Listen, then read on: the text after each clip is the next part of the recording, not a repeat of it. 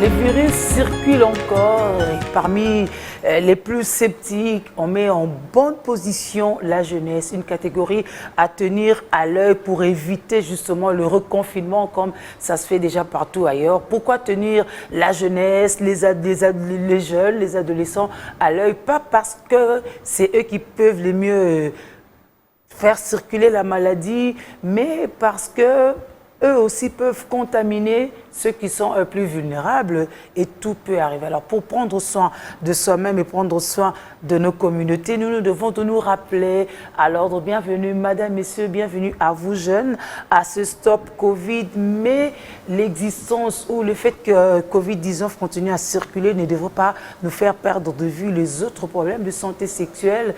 Et donc pour les jeunes, pour les adolescents, les dénominateurs communs, c'est la santé sexuelle et reproductive parce que c'est le socle, c'est le gage de tout le développement, c'est le gage du devenir de nos communautés, de notre jeunesse. Aujourd'hui, nous allons essentiellement parler des IST et du VIH-Sida dans le contexte de Covid-19. Et bienvenue à vous, nos jeunes. Merci.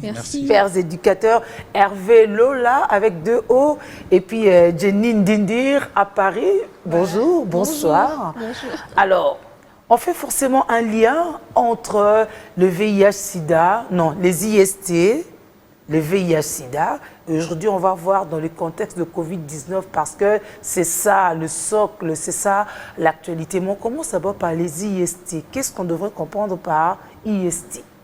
Oui, voilà. Déjà, merci. Je crois que c'est important que l'on définisse des concepts, puisque tout au long de cette émission, comme celle d'après, il y a des concepts que nous serons en train d'employer comme ça. Alors, IST ou MST, IST, ce sont des infections sexuellement transmissibles. Quand on dit sexuellement transmissible, ça ne voudrait pas dire que ça ne se transmet que par la voie sexuelle, mais ça voudrait dire que ça se transmet essentiellement. C'est-à-dire que oui, on verra ça plus tard avec les mots de transmission, mais ça veut en simple dire infection sexuellement transmissible. Je peux en même temps essayer de faire comprendre également SIDA et VIH, puisqu'on va en parler. Ah oui, hein, parce que bon, finalement, le VIH-Sida, normalement, on devrait aussi les classer dans les IST parce que ça se transmet aussi essentiellement par voie sexuelle. Mais souvent, on les dissocie toujours, IST et VIH-Sida. Pourquoi? Oui, en fait, c'est une IST, mais qui est un peu particulier, puisque c'est un virus, en fait. Et qui cause des dégâts énormes. Voilà pourquoi on préfère mettre ça en évidence pour l'étudier de façon particulière.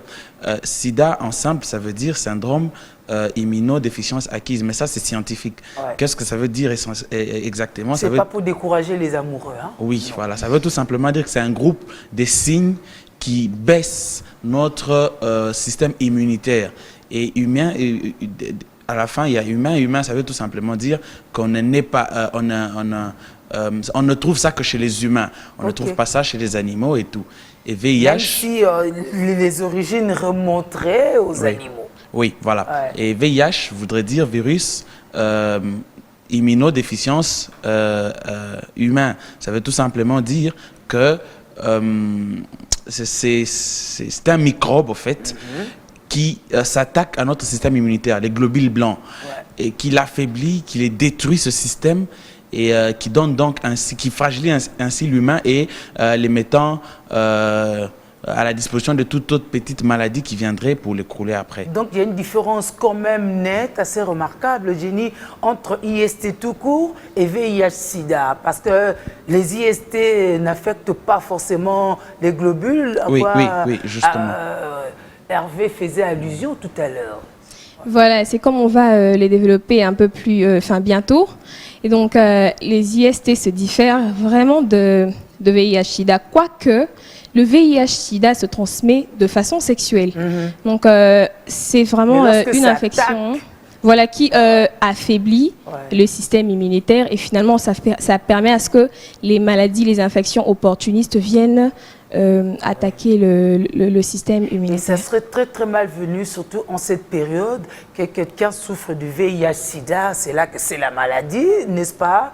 Et qu'il puisse aussi croiser sur son chemin un coronavirus. Oui, parce que on l'a dit, le VIH, lui, il affaiblit disons carrément qu'il tue, il détruit notre système immunitaire. Donc, on est sans immunité. C'est un peu comme un soldat sans bouclier, sans rien, il va à la guerre comme ça. Toute balle, même une simple pierre peut lui causer des grands dégâts. Donc, c'est justement ça. Vu que le VIH détruit les systèmes immunitaires, l'homme qui a le VIH ou qui a le sida n'a plus de système immunitaire ou en a de plus ou moins pas assez efficace. Alors, lorsqu'il rencontre le coronavirus, qui lui déjà vient avec une très grande force, s'il peut écrouler les gens qui ont les systèmes immunitaires intacts, à quand même plus forte raison la personne qui est atteinte du VIH. Voilà pourquoi il est toujours important, et parce que c'est déjà un virus avec lequel nous vivons des années, à côté qui est donc associé à la COVID-19, qui peut ainsi faire des grands dégâts. Alors, on revient sur les IST parce que c'est aussi la porte d'entrée du VIH-Sida, n'est-ce pas? C'est la porte d'entrée. Ça ne veut pas dire que c'est la loi de cause à effet forcément, mais non, ça peut aussi être la porte d'entrée. Voilà pourquoi déjà d'emblée, on devrait déconseiller à nos jeunes, à nos adolescents qui sont l'avenir de demain, de se laisser disposer à contracter des IST. Voilà, c'est justement très important de relever le lien qu'il y a entre VIH, SIDA et les MST. Les maladies sexuellement transmissibles. Alors vous savez, quelqu'un qui est atteint quelqu'un qui a les maladies sexuellement transmissibles, les IST, peut facilement attraper le sida. Parce que lorsque l'on a cette maladie, lorsque l'on a des infections à travers les voies génitales et tout, et donc on a, comme on le dit, pour certaines IST, on a de plaies. Ouais. Et donc, ces plaies, ces ouvertures sur la peau vont faciliter la pénétration du VIH. Et donc, on va dire que les MST, les IST sont étroitement liés au VIH-Sida. Et d'ailleurs, pour certaines personnes atteintes de VIH-Sida et de MST en même temps, ils produisent beaucoup plus de virus. Enfin, c'est comme une porte ouverte à d'autres virus. Et d'ailleurs, en période de coronavirus, une personne qui a les MST et les SIDA en même temps, vraiment, elle est tellement exposée même à la Covid et à d'autres formes de virus. Donc, c'est vraiment très, très étroitement lié. Ça veut dire qu'on a toutes les raisons de ne pas oublier les autres maladies d'antan parce qu'il y a Covid-19. Il faut justement nous préserver et ainsi garder notre système immunitaire pour faire aussi barrière à Covid-19. Là, on va parler des IST. Il y en a quand même plusieurs sortes. Comment on sait qu'on a une infection sexuellement transmissible ? Donc voilà, je commence. Je sais que je vais me faire compléter par Hervé. Bon, déjà, je rappelle qu'on n'est pas des prestataires de services, mais on va dire la limite de nos connaissances. On peut voir quelqu'un en train de tousser ou peut-être un enfant faire la diarrhée. Voilà. On dit, ah, toi, tu peux avoir des vers intestinaux, n'est-ce pas? Voilà. Justement, il faut faire la différence entre les syndromes qui annoncent les MST. Ok. Voilà. Par exemple, pour le cas de la gonococcie, c'est une MST. On a chez la femme, par exemple, du point de vue sanitaire. Ouais. Et donc, la jeune fille va remarquer dans son appareil génital des plaies qui apparaissent, des inflammations, deux ampoules, et donc c'est des douleurs, des bas-ventres, et il y a même des écoulements anormaux au niveau du vagin, au niveau de l'utérus. Et donc ça, ce sont des signes. Parce qu'en temps normal, il y a quand même des écoulements. Oui, parce qu'il y a des écoulements normaux. Par exemple, la glaire cervicale. Ouais. C'est normal que la femme sécrète la glaire cervicale. Et donc, lorsque ça devient anormal, ça change de couleur. Ça part une couleur verte, une couleur blanche, vraiment très blanche au point que ça devient pâle. Et donc ça, ce sont des signes qui vont finalement nous dire qu'il faut que j'aille me faire consulter. Je suis peut-être contaminée. Voilà. Surtout si sexuellement on est aussi active, hein, on se dit. Ça c'est d'ailleurs la principale de cause parce que déjà, vous savez, actuellement, on remarque une importance de la tranche d'âge active. En RDC, à Kinshasa, comme ailleurs, les jeunes adolescents sont en grand nombre, enfin, ce sont beaucoup plus. Ils sont à un taux élevé, ceux-là qui se donnent au sexe, qui connaissent les relations sexuelles précoces et tout. Et donc, ce jeune-là, non seulement ils sont très mal informés sur comment se prévenir des MST et de VIH, ils se voient très exposés à ces genres de maladies. Donc, d'où la nécessité de rappeler les risques que présentent les MST et les modes de prévention.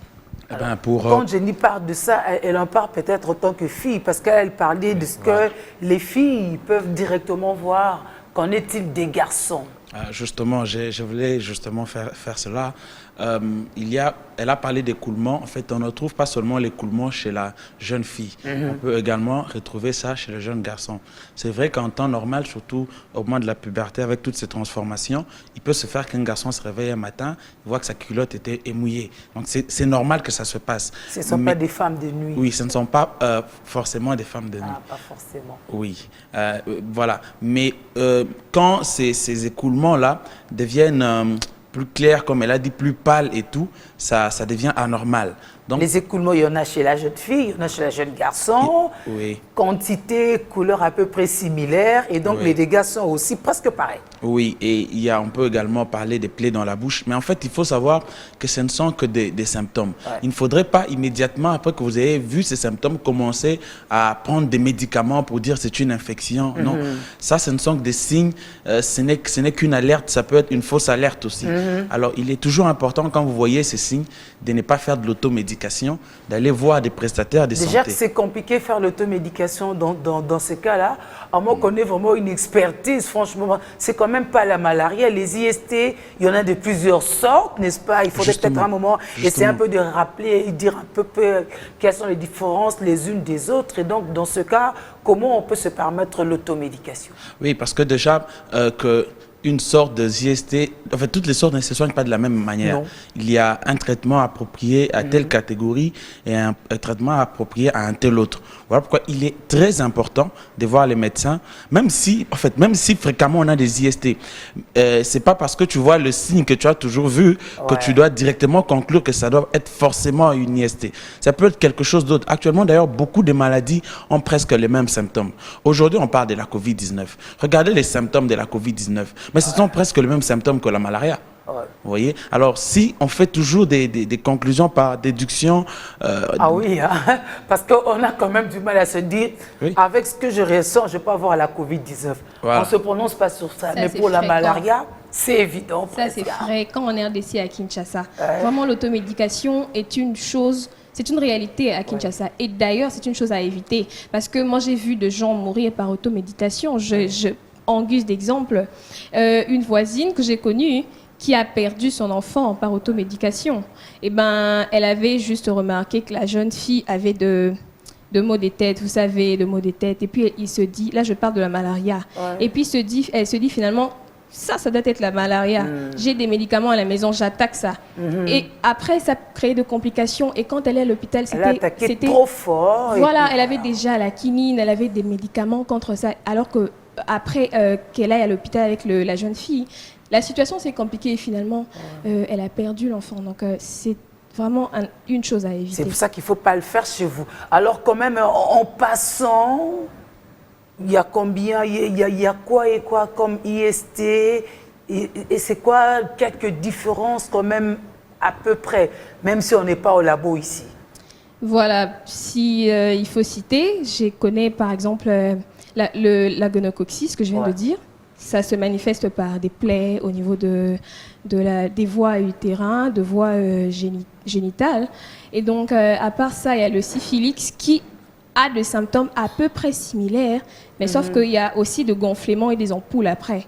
Et donc, il y a aussi le candida, par exemple. Il y a l'infection à VIH. C'est une MST.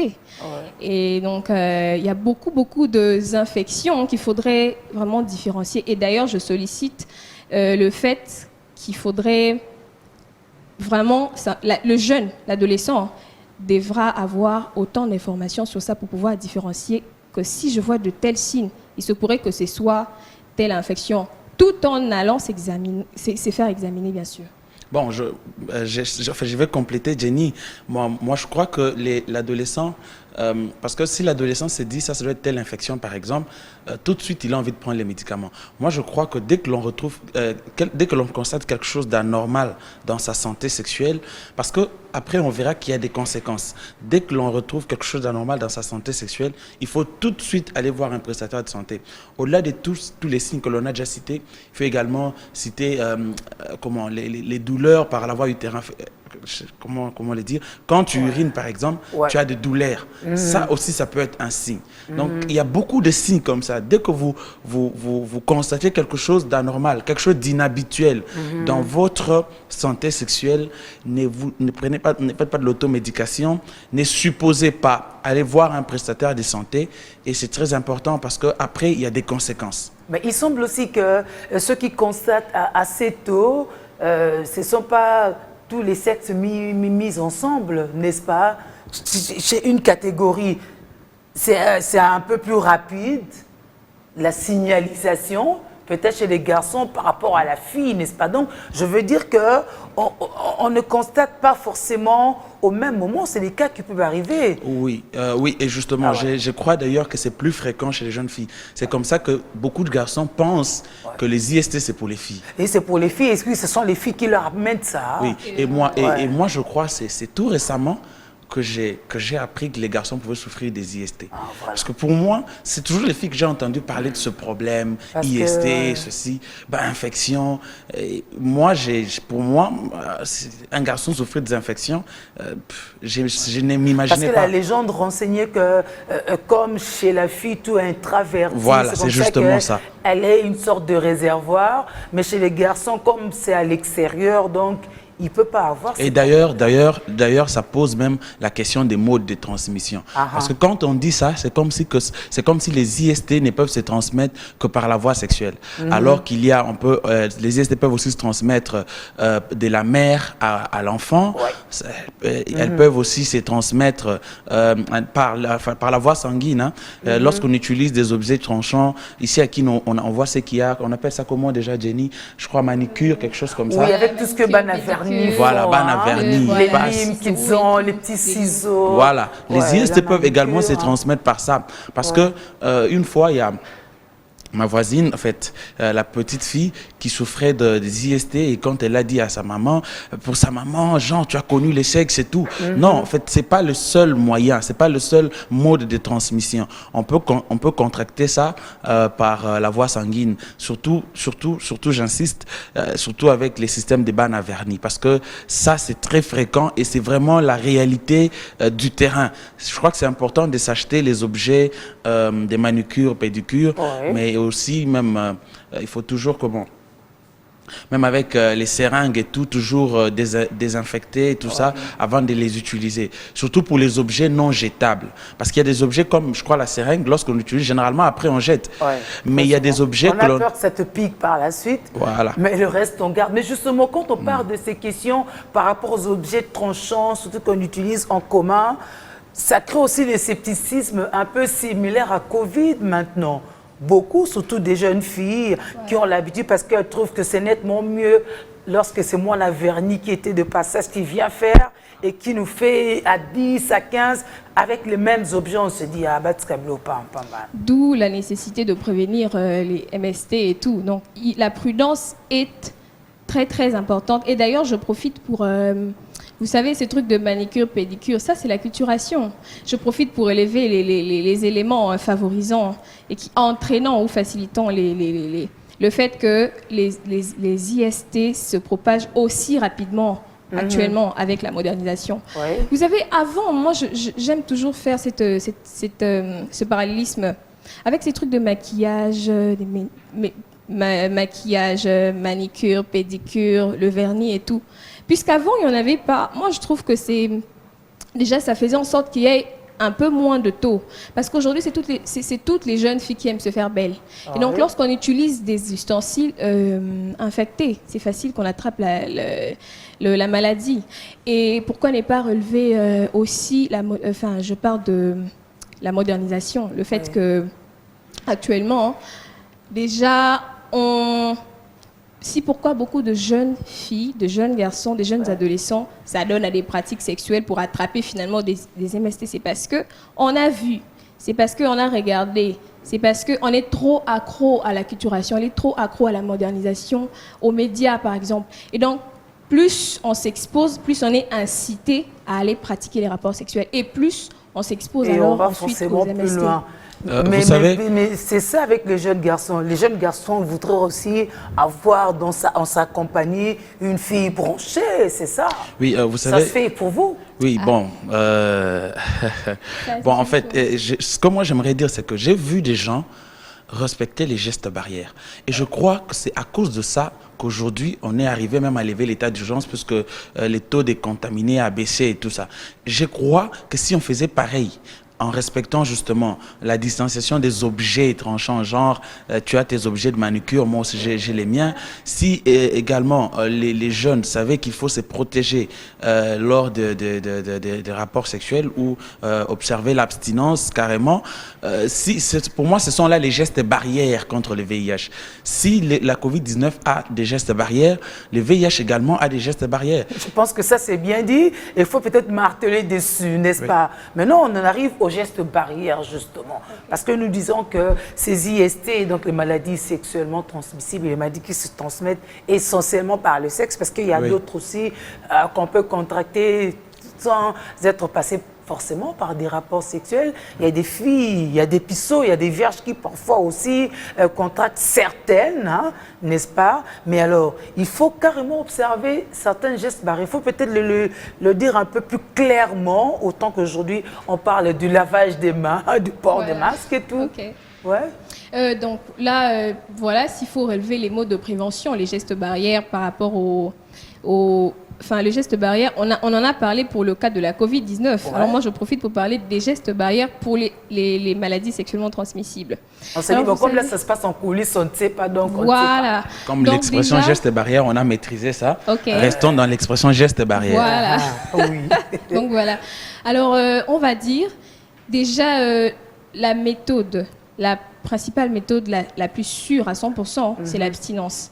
Lorsqu'une jeune fille, un jeune homme, un jeune adolescent sait s'abstenir de relations sexuelles, alors là, il est sûr qu'il est protégé, qu'il est mis hors de toute forme d'infection. Et simultanément, son corps se développe de la bonne façon. Voilà, et il est sûr. Il est en bonne santé et il va se marier, il est sûr.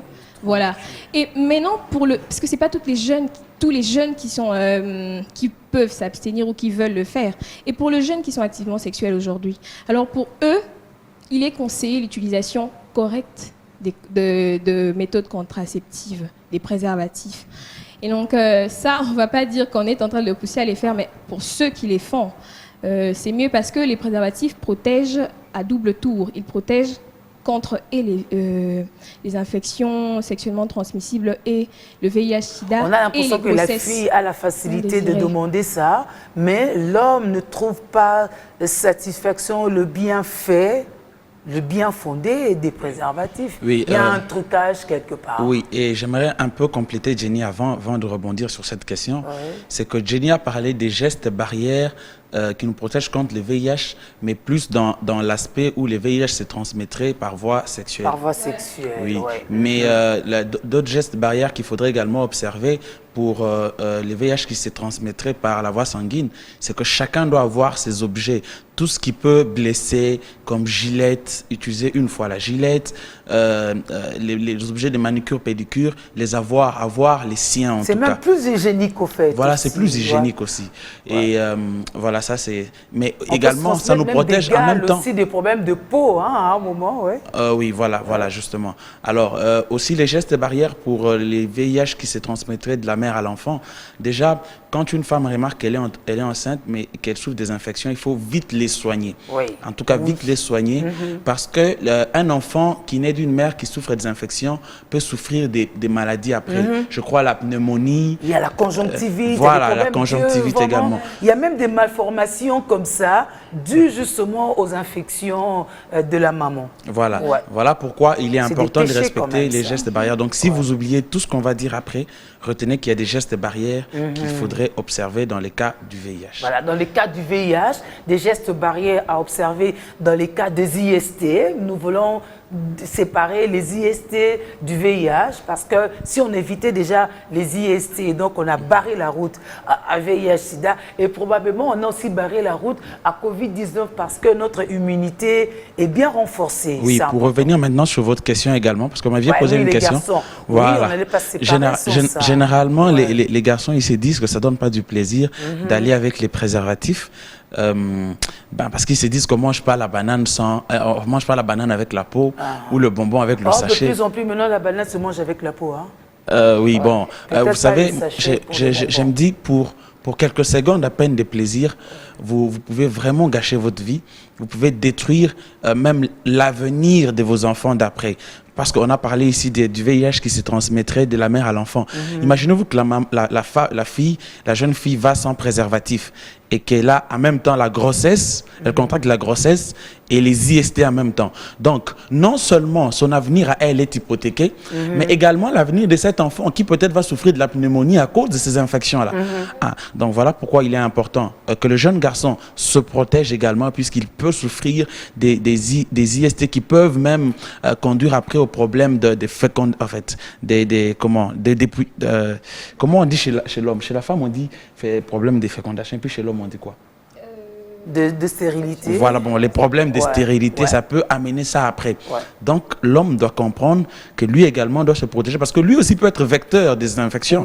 Il prend les infections chez une et va chez l'autre. Voilà pourquoi un des moyens d'éviter ça, c'est également la fidélité à un seul partenaire. C'est pour ça qu'on parle de la bonne fidélité. Parce que quelqu'un me disait... Entre-temps, une fille, on ne sait jamais, elle peut avoir combien de partenaires. Et ces partenaires ont combien de partenaires chacun. Alors, tous s'amis ensemble. Il y a tellement de ramifications que c'est difficile à remonter. Alors, la meilleure de façon, c'est de prendre des précautions. Oui, avant que Jenny ne parle, permets-moi en tout cas de dire quelque chose. Peut-être pour clôturer aussi. Il y a quelqu'un qui me disait, je suis fidèle, oui, mais je suis fidèle à mes trois petites amies, à mes trois femmes. De ces petites amies. Oui, bon, voilà, c'est ça en fait. Nous, tu peux être fidèle à trois, mais les trois sont-elles fidèles à un? Voilà pourquoi il est important. C'est même justement. Égoïste. Oui, c'est égoïste. Et en plus, tu peux être fidèle à trois, mais une des trois part contracter les IST, pas par la voie sexuelle, peut-être par la voie sanguine, et vient te donner, et toi, tu es donc vecteur. Dans ta fidélité, tu vas donner ça aux deux autres. Voilà pourquoi il est important de respecter les gestes barrières dans le cadre de la Covid, mais aussi respecter les gestes barrières dans le cadre des MST et VIH. Voilà. Et donc voilà, comme l'a dit Hervé. Parce que la fille aussi, c'est la principale victime dans cette affaire. Voilà, c'est ça. Alors moi, c'est justement pour ça, je rappellerai aux jeunes filles comme on le dit souvent par rapport aux jeunes garçons, la jeune fille, elle est beaucoup plus prudente en matière de relations sexuelles et tout. Alors pour celles qui sont activement sexuelles, il faudrait vraiment se protéger parce que, tout en sachant qu'on sera mère, et lorsqu'on sera mère, on va porter un bébé, et pour ne pas causer préjudice au bébé qui vient, il faudrait alors de ce fait se protéger des MST pour pas qu'on ait demain un bébé aveugle, un bébé avec malformation congénitale et tout. Et donc voilà. Alors c'est aussi pourquoi que j'aimerais exposer les cas de personnes, des jeunes adolescents atteints du VIH. Oui, parce que déjà que ce n'est plus un tabou, actuellement on en parle. Tu peux voir quelqu'un, tu vis dans la même parcelle, même maison avec une personne à VIH-Sida. Et d'ailleurs, il y avait de propos erronés comme quoi, lorsqu'on partage les habits, on partage on se salue. Et Hervé, s'il a les sida, il va facilement me donner ce sida. Ça a créé beaucoup de stigmatisation, ça a créé, la marginalisation. Ça fait en sorte que les gens atteints de ce virus se sentent un peu rejetés et tout. Et donc, j'aimerais profiter de l'occasion pour dire que lorsqu'une personne est atteinte du VIH-Sida, on peut vivre avec la personne, avec la personne infectée, tout en respectant les mesures barrières, bien sûr. Comme par exemple, lorsque je les salue, je n'attrape pas le sida. Seulement, je sais que, puisqu'il a un sang contaminé, ces objets à lui je n'y touche pas. Donc, Lui-même aussi, il prend autant de précautions. Voilà. Ok. Alors, la fois prochaine, il faudrait quand même qu'on parle des conséquences. Aujourd'hui, on a été gentil pour poser les gestes barrières, parler des IST, pourquoi il faut les éviter et tout ça. Même aussi par rapport à la santé complète, il faut éviter les IST avant même d'attendre la grossesse, tout ça, l'impact sur l'enfant, même par rapport à soi-même, pour qu'on continue à se sentir femme dans sa peau, c'est important. J'ai une phrase qui me monte à cœur, c'est une phrase simple. Si on ne mange pas la banane avec la peau, on mange la pomme avec la peau. Voilà, je voulais juste dire ça. Voilà. Et peut-être qu'on profitera la semaine prochaine pour donner quelques adresses, c'est important. Oui. Parce que ces cas sont légion. On a rappelé ici que c'était des maladies qu'on contractait essentiellement par voie sexuelle. Ça veut dire qu'on peut aussi les contracter d'une autre façon. Mais dans tous les cas, ce n'est pas la fatalité. On peut bien aller voir les personnels soignants pour le dépistage qu'il faut et des soins appropriés et finalement, au finish, prendre plus de précautions, user des gestes barrières pour ne pas toujours retomber dedans. Tout à l'heure, Hervé disait qu'il y avait ceux qui avaient des IST fréquemment. Franchement, c'est quand même pas chronique, non? Ça, on peut bien s'en passer. Voilà. Et donc, je profite aussi parce que, pour rappeler qui nous sommes, parce qu'il y a des gens qui viendront à peine de nous suivre. Nous sommes tous des jeunes encadreurs du réseau des encadreurs pour l'initiation à la participation des enfants. Et aussi, nous travaillons sous le mentoring du PNASA, Programme national pour la santé de l'adolescent. Du ministère de la Santé publique. Du ministère de la Santé publique. Et qui travaille en collaboration avec l'UNICEF. Et donc, ce qui veut dire qu'on est là pour tout un laps de temps et on va essayer de développer un peu profondément sur toutes les questions liées à la santé du jeune et de l'adolescent. Voilà. Vous êtes la bienvenue parce que ce sont des questions cruciales. Il ne faut pas qu'on continue à sacrifier notre jeunesse, elle est importante. Nous sommes un pays jeune, donc il faut prendre soin de notre jeunesse pour un lendemain meilleur. On en a besoin. Comme ça sera une force. Hervé, un tout dernier mot. Oui, en fait, ce que je voulais dire, c'est qu'un autre lien, parce que quelqu'un se dirait, pourquoi il ne parle pas de la Covid seulement? En fait, un autre lien entre la Covid-19 et les infections sexuellement transmissibles, c'est que avec la Covid, on dit qu'il faudrait pas, en fait, il faut respecter la distanciation sociale, ne pas s'embrasser. Mais lorsqu'on s'embrasse également, on peut se transmettre les IST, parce qu'on peut avoir des plaies dans la bouche. Et laissez-moi vous dire que quand vous brossez, vous blessez très souvent, parfois sans vous en rendre compte. Donc, ce n'est pas parce que vous ne ressentez pas une douleur que vous n'êtes pas blessé. Donc, ça peut aussi être un mode de transmission des IST. C'est ça un autre lien. Que des gestes barrières à respecter, madame, messieurs, surtout les jeunes, continuez à prendre soin de vous. N'oubliez pas qu'à côté de Covid-19, il y a des maladies d'antan et on doit continuer à nous prévenir simultanément aussi contre Covid-19. L'avenir, on aura besoin. On a besoin de vous pour l'avenir de ce pays. On marque un terme ici. La semaine prochaine, on va parler des conséquences de ces IST dans le contexte justement de Covid-19. Prenez soin de vous. À très vite. Au revoir.